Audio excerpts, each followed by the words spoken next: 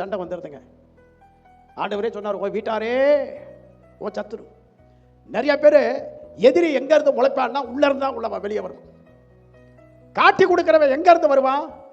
யூதாஸ் காரியத்து உள்ள இருந்து தான் ஒருத்தன் வந்தான். உன் வீட்டாரே உன் சத்துரு அப்படின்றது மாதிரி யார் வர்றா இப்போ?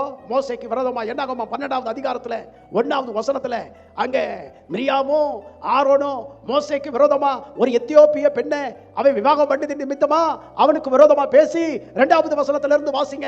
கர்த்தர் மோசையை கொண்டு மாத்திரம் பேசினாரோ, எங்களை கொண்டு அவர் பேசினது இல்லையோ என்று கேட்டார் என்று சொன்னார்கள். அதை கேட்ட பொழுது இதை இவங்க பேசிக்கிட்டு இருந்ததை யார் கேட்டது எழுதப்பட்டிருக்குது? கர்த்தர் கேட்டாரோ. என்னன்னு கேட்டார், என் பிள்ளைய பத்தி நீ பேசுறியா?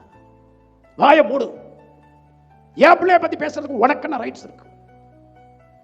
ஒரே வீட்டில் பிறந்தவங்க தான்.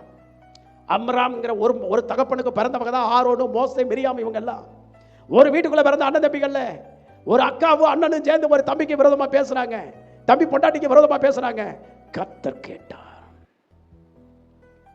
ஆண்டவர் சொல்ற, இந்த பூமியில் எங்கும் மோசையை போல சாந்த குணமுள்ளவன் ஒருத்தனும் இல்லை. சம்மந்தமே இல்லாம மோசையை பத்தி சர்டிபிகேட் கொடுத்து பேசுகிறார் தேவன். கரங்களை உயர்த்திட்டு நம்ம கிட்ட கேட்டோம்னா ரகசியமா நம்ம சொல்லுவான், யாரு மோசே?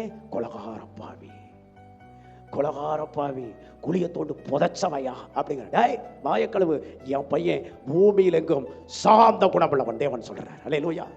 என் தாசனாகிய கீழே சொல்றாருங்க, என் தாசனாகிய மோசைக்கு விரோதமா பேசுறதுக்கு நீ துணிகரம் கொண்டது என்ன? நீ பயப்படாமல் போனது என்ன? என் மகனுக்கு விரோதமா நீ பேசுறதுக்கு கொஞ்சமாவது உனக்கு உணர்வில்லாமல் போனது என்ன அப்படின்னு சொல்றாரு.